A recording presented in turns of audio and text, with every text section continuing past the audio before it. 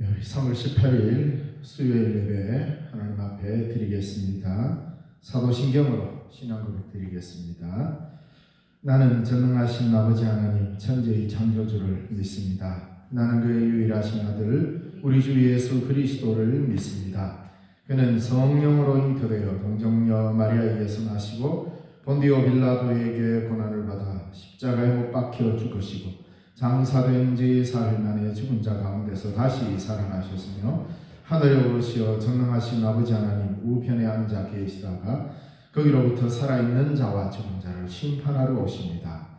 나는 성령을 믿으며 거룩한 공교회와 성도의 교제와 죄를 용서받는 것과 몸의 부활과 영생을 믿습니다. 아멘. 찬송가 98장 찬송 드리겠습니다.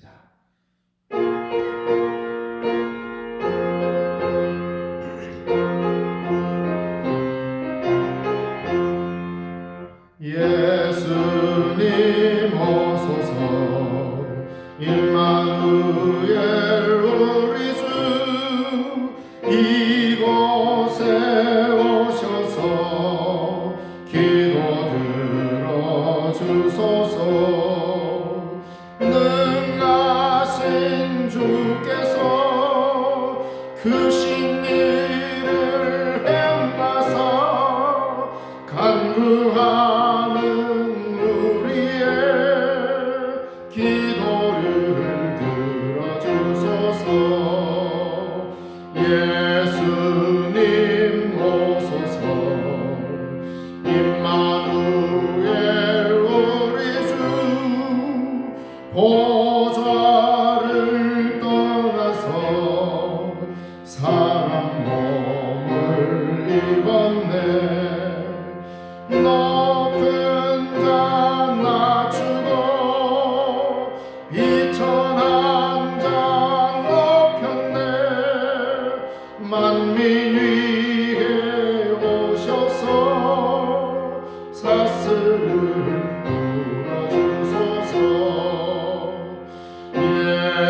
예수님 오소서 임마누엘 우리 주 죄악된 세상에 속죄주로 오셨네. 줄인 자 먹이며 병든 자를 고쳤네. 천하 만민 돌보사 빛의 길 가게 하소서.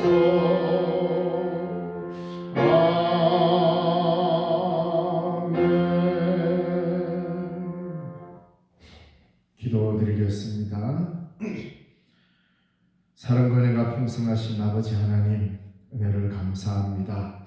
한 3일간도 저희들을 안보하여 주시고 이 난국에 주 앞에 예배할 수 있는 자리로 불러주셔서 감사합니다. 각 처소 처소에서 주께 예배하는 주의 백성들에게 은혜를 더하시고 그 모든 예배를 흠령하여 주셔서 하나님의 기쁨이 되게 하여 주옵소서. 오늘도 예배당에 함께 모여 예배드리지 못하고 각 가정에서 예배합니다. 모든 처소 처소마다 함께 계시는 주님, 그들의 삶 속에 주님 동행하여 주시고 저들이 부르는 찬송과 기도와 이 모든 예배를 흠령하여 주옵소서. 속히 이 난국이 다 물러가게 하시고 깨끗한 나라, 깨끗한 세상이 될 수 있도록 하나님 복내려 주옵소서. 말씀을 듣고자 하오매 우리에게 지혜를 다하여 주시고 주실 말씀에 힘입어 하나님의 뜻에 합당하게 살아가는 주의 백성들이 다 되게 하여 주옵소서. 온 성도들의 가정가정을 지켜 주옵소서. 이 나라를 지켜 주옵소서. 예수님 이름으로 기도드리옵나이다. 아멘. 하나님 말씀 보겠습니다. 마태복음 25장 마태복음 25장 31절에서 46절 말씀입니다.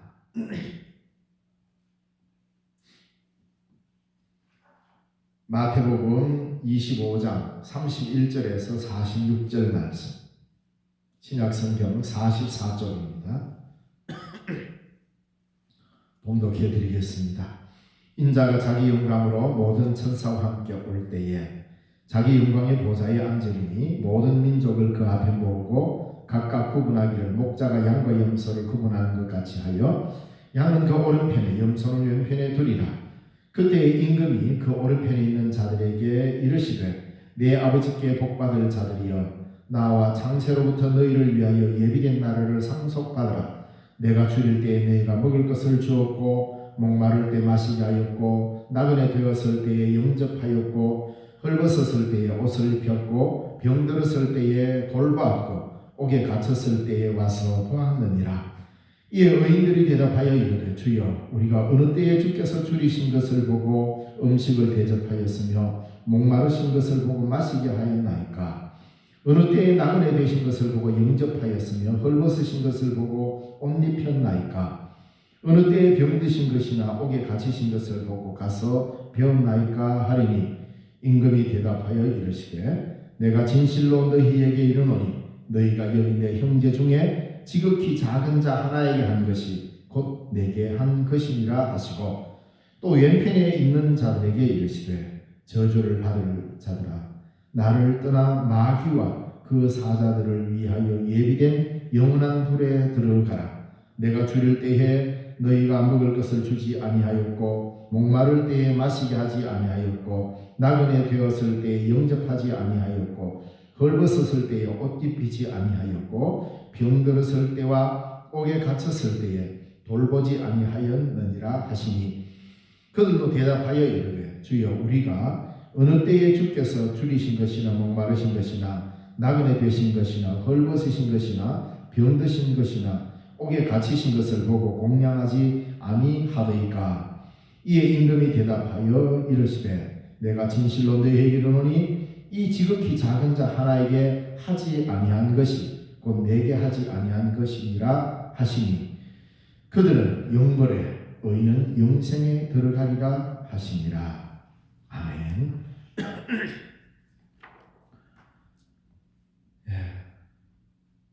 사랑하는 성도 여러분, 며칠이지만 잘 계셨습니까?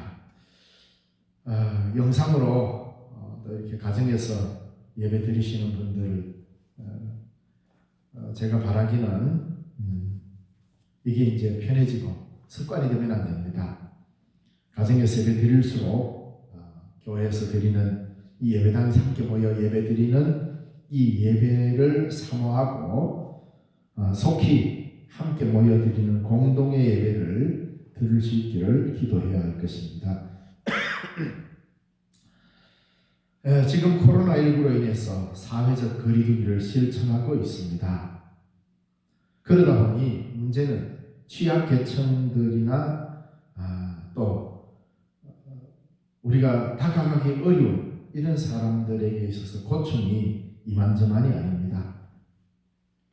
우리가 알 것은 이 예배당 자체는 코로나19로부터 세상을 구원하는 방주가 아닙니다. 지금의 진정한 방주는 물리적인 거리를 두어서 진정한 사회적 관계를 회복하는 교회야말로 이 시대의 방주일 것입니다. 바로 그 일을 우리 교회가 감당해야 한다는 것이죠. 예배당의 예배만이 하나님의 영광을 드러내는 것만 아닙니다.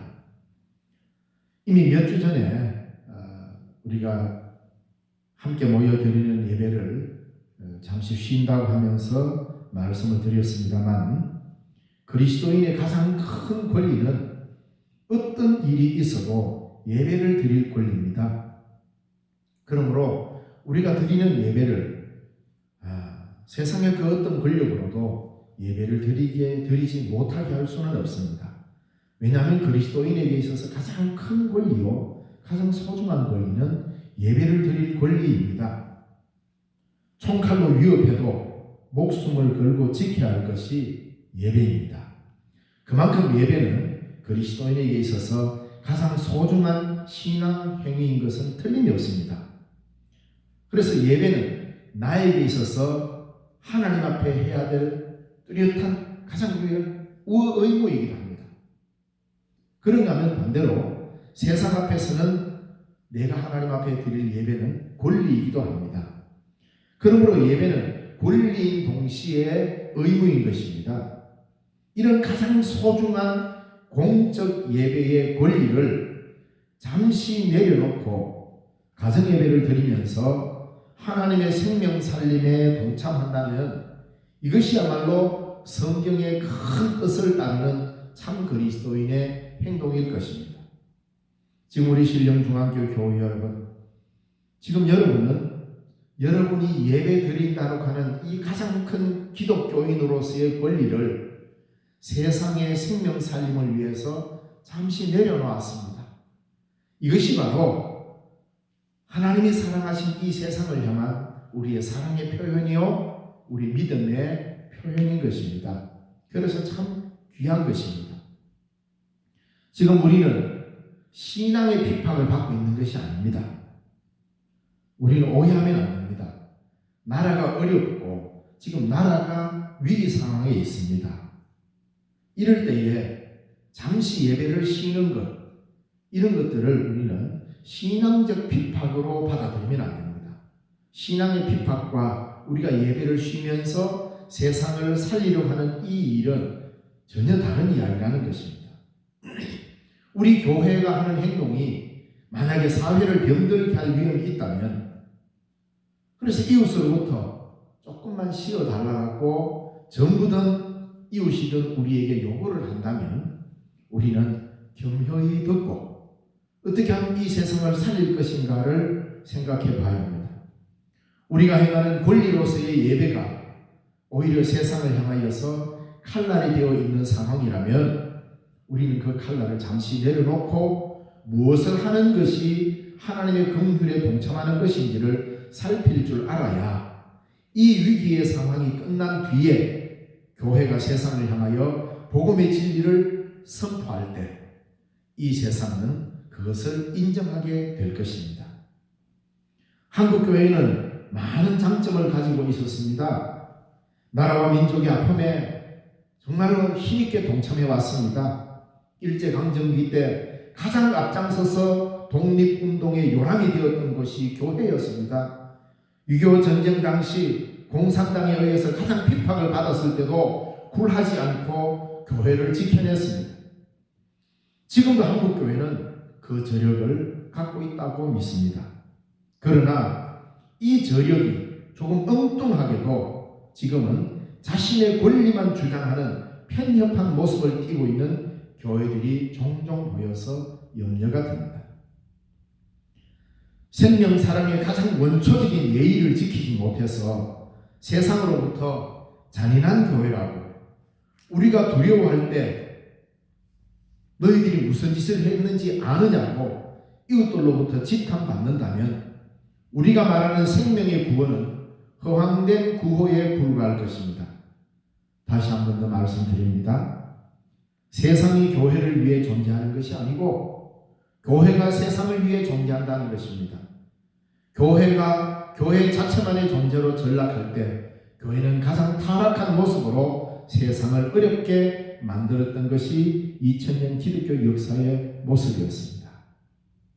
그래서 우리 교회는 어떻게 이 위기의 때에 평안할 때, 아무 일이 없을 때, 모두가 다 그냥 편안하게 살아갈 때는 교회가 무엇을 해야 하는지, 어떤 일을 해야 되는지, 어느 것이 참 길인지 구분하기 쉽지 않습니다. 다 잘하고 있는 것 같습니다. 그러나 이런 위기의 때에 이 위기를 우리가 성경의 정신에 따라 그리스도께서 우리에게 가르쳐 주신 그 정신을 따라 살아갈 때 비로소 교회는 그 진가를 발휘하게 되는 것입니다. 좋을 때는 다 좋습니다. 그러나 이런 위기 때에 우리가 어떤 결단을 해야 하고 어떻게 세상을 바라보고 우리의 이웃을 어떻게 대해야 하는가를 교회가 다시 한번 심사숙고해야 하는 것입니다.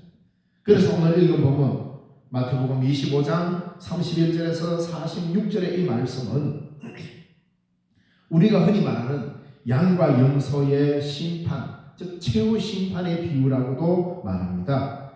예수님께서 직접 가르쳐 주신 영벌과 영생의 기준을 오늘 우리는 제대로 알고 결단하는 시간이 되었으면 합니다.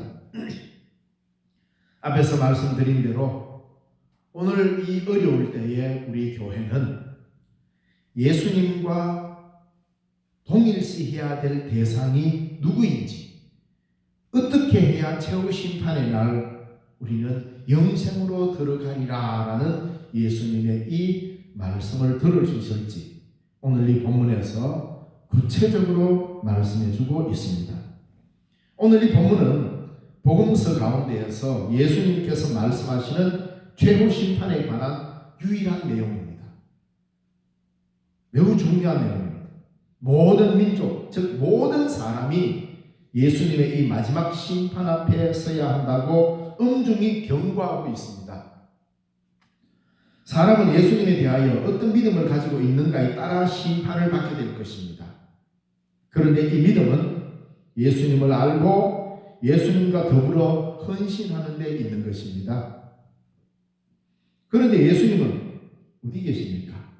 오늘 이 본문에서 영생에 들어갈 자들이 예수님을 어떻게 이야기하고 있고 보았냐 이 말입니다.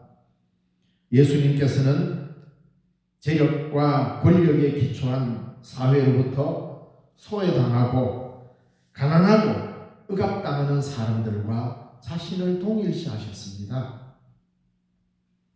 따라서 심판은 가난한 사람들 및 억압당하는 사람들의 자유와 해방을 위하여 사랑과 정의를 실천했는지의 여부에 따라 내려진다고 오늘 본문은 분명히 말씀하고 있습니다. 우리 주위에 보잘것없는 사람들에 대한 사랑과 정의의 실천이야말로 믿음의 가장 중요한 실천입니다. 그래서 실천이 구체적으로 행하는 이 실천적 행함이 없이 우리의 믿음을 이야기하는 것은 공허할 뿐입니다. 이웃에 대한 배려와 사랑의 실천 없이는 예수님의 심판 앞에서 복받을 자로 세워지기는 어렵습니다. 이웃을 무시하고 자기 만족과 안하무인으로 우리들의 종교적 의식에만 충실하게 했다고 복받는 자리 즉 영생으로 들어가는 것도 아님을 말하고 있습니다. 40절 말씀에 예수님께서 내가 진실로 너희에게 이르노니 너희가 여기 내 형제 중에 지극히 작은 자 하나에게 한 것이 곧 내게 한 것이니라 라고 주님은 말씀하셨습니다. 예수님이 직접 말씀하셨습니다. 내 형제 중에 지극히 작은 자 하나에게 한 것이 곧 나에게 한 것이라. 우리는 신앙생활을 하면서 예수님을 누구와 동일시합니까? 많은 사람들은 높은 지위를 얻어야, 대단한 권력을 얻어야, 모두가 우르르 보고 칭송하는 자리에 앉아야 그 사람이 복받은 사람이다. 그리고 그 사람이 마치 예수님에게 더 가까이 간 사람처럼 이야기합니다. 근데 성경은 그렇게 말하지 않고 있다는 겁니다. 가난하고 눌리고 억압당하는 그들, 주님은 그들과 동일시하고 있다는 사실을 결코 잊어서는 안 됩니다. 예수님께서는 왕이나 총독이나 그 시대의 황제를 자신과 동일시하지 않았습니다. 내 형제 중에 헐벗고 억압받는 그 시대의 가장 약한 사람들과 자신을 동일시했음을 기억해야 됩니다. 이것이 바로 예수님의 삶의 정신이었습니다. 이것은 믿음의 눈으로 보지 않으면 볼 수 없는 것입니다. 많은 사람들이 예수를 믿고 믿음의 생활을 하고 있다라고 자부하고 있지만 예수 믿는 이 믿음을 세상적 권력 정치의 방편으로 생각한다면 예수님은 오늘 본문의 말씀처럼 너는 내가 누군지를 정말로 모르는구나 라고 말씀하실 것입니다. 그래서 믿음은 결코 섬김과 낮아짐의 행동을 멈추게 하지 않습니다. 심판날에 가장 큰 복인 영생을 받을 자는 이 땅의 가장 연약한 자와 예수님과의 동일시하여 그들을 섬긴 자라고 분명히 말하고 있습니다. 얼마나 종교적 의식을 성실히 수행했느냐라는 것은 이 심판에서 우리 주님이 한마디도 묻지 않았습니다. 그렇다고 우리들이 드리는 주일 예배나 수요일 예배가 필요 없다는 게 아닙니다. 오해하지 마십시오. 이 예배도 매우 소중합니다. 그 어디에도 빼앗겨서는 안 되는 예배입니다. 그 누구도 이 예배를 드리지 못하게 막을 수는 없습니다. 그리고 이 예배들이 하나님을 기뻐하시고 하나님을 기쁘시게 하는 영과 진리로 드리는 진정한 살아있는 예배가 되어야 할 것입니다. 주일 예배, 수요 예배, 새벽 예배, 예배가 중요하지 않는 데가 어디 있습니까? 매우 소중합니다.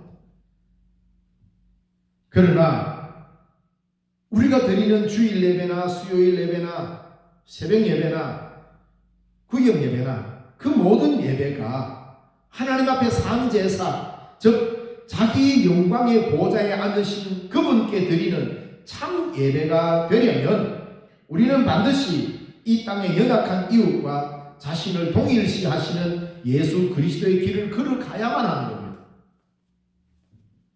예수 그리스도의 그 길이란 자신의 하늘 보좌를 버리시고 이 땅으로 오셨다는 겁니다. 자신의 하나님됨을 포기하심으로써 하나님 되심을 증명하시는 예수님의 그 길, 그것이 바로 십자가 아닙니까?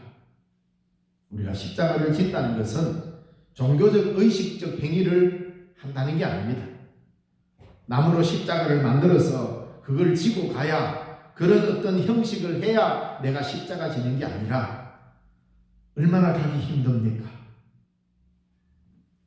권세 있고 높은 사람 앞에 줄 서는 것 어렵지 않습니다. 그러나 이 시대에 가장 힘들어하는, 특히 이런 코로나19로 인하여서 도움받기 어려워하는 취약계층에 있는 사람들, 그들에게 다가가서 그들과 예수 그리스도를 동일시하는 주님의 명령을 순종하는 마음으로 그곳에 섬김을 다한다면 이것이야말로 우리가 하나님 앞에서 이 시간 주일날 수요일날 예배 드릴 때에 그 행동들이 우리가 드리는 이 예배를 정당화시켜 줄 것입니다.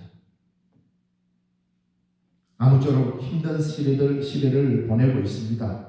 이럴 때일수록 오히려 취약계층들은 더 힘들고 어렵습니다. 그들을 우리가 살피지 아니하면 이 시대가, 이 어려움이 지나가고 난 뒤에 우리는 하나님 앞에 할 말이 없을 것입니다. 예수님께서는 그는 근본 하나님의 본체십니다. 그 하나님됨은 하나님과 동등됨을 취할 것을 여기지 아니하셨다고 했어요. 그리고 그것을 버리시고 이 땅에 오셨습니다. 그래서 그분이 그리스도 메시아로 이렇게 알고 있지 않습니까?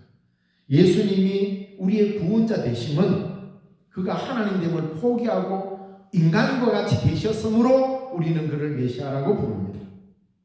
오늘 우리도 잠시 내려놓고 우리 주위에 어려움 당하는 자들, 그들과 예수님은 동일시하는 그것을 우리가 바로 깨닫고 그들을 도움으로써 우리의 오늘 주일과 수요일 드리는 이 예배를 살아있게 만들 때만이 우리는 영생이 무엇인지, 영생의 길이 어떤 길인지를 구체적으로 말할 수 있게 될 것입니다. 하나님이 사람과 같이 되시니 구원의 은혜이듯 이 땅에 연약한 우리의 이웃을 예수님은 자신과 동일시하시면서 우리에게도 그렇게 보기를 요구하고 계십니다. 이것이 우리의 마지막을 결정하는 믿음의 태도입니다. 영생은 우리가 예수님의 눈길로 세상을 보면서 나를 누구와 동일시하는가에 달려 있습니다. 예수님의 길을 걸어야 영생입니다. 십자가, 그 길만이 부활과 연결되어 있기 때문입니다. 사랑하는 성도 여러분, 이런 어림이 당할 때에 나 혼자 살겠다고 그렇게 가버리면 지난번 설교에서 말씀한 대로 제사장과 레위 같은 사람입니다. 오히려 이 어려운 난국에 몇석이나 하고 마스크나 사재기 하고 이렇게 한다면 그건 강도입니다. 오히려 우리의 이웃을 돌아보고 지금 이 어려운 난국에 우리 주위에 강도 만난 자들이 얼마나 많습니까? 자기 힘으로 일어설 수 없는 소상공인들, 취약계층의 사람들 참 많습니다. 이것이 국가적인 위기이기도 하지만 우리가 예수님을 더 잘 섬길 수 있는 기회이기도 합니다. 그러므로 우리 신령중앙교 교회 여러분, 오늘 우리가 하는 이 행동들, 낮은 자를 섬기는 이 행동은 영생과 연결되어 있다는 것을 꼭 기억하시고 오늘 읽은 이 본문을 다시 한번 묵상하는 시간이 되었으면 좋겠습니다. 기도하겠습니다. 하나님 감사합니다. 오늘도 주신 말씀 주의 이름으로 증거의 싸움에 하나님의 성령의 역사가 우리에게 있게 하여 주옵소서. 말씀이 우리의 삶을 이끌어갈 수 있도록 도와주시고 지금 이 시대에 피폐해지고 힘겨워하는 많은 사람들이 있습니다. 아버지 하나님, 그들의 삶을 돌아보아 주시고 그들에게 하나님 위로를 다하여 주시옵소서. 속히 이 난국이 지나가게 하여 주시옵소서. 그리하여 다시금 일상이 회복되는 축복이 있게 하여 주시옵소서. 예수님의 이름으로 기도드리옵나이다. 아멘. 찬송가 439장 찬송드리겠습니다.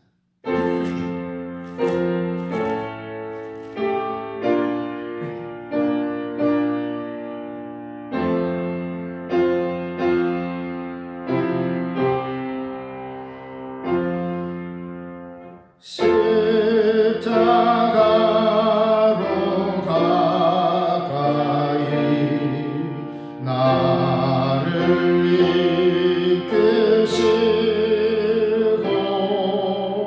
거기 흘린 보혈로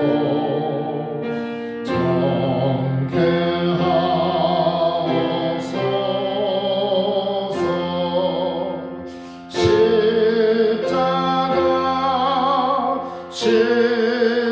십자가 무한 영광일세. 요단강을 건너는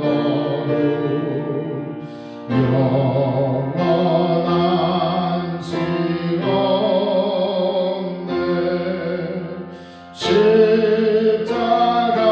십자가에 가까이 내가 떨고섰네. 거기 있는 새벽별 내게 비추시네. 십자가에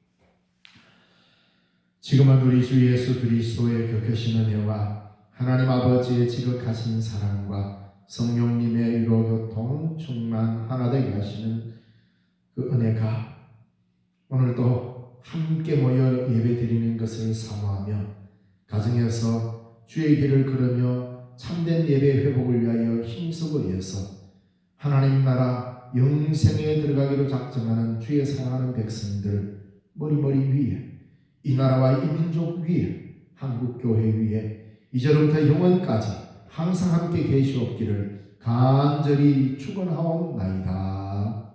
아멘.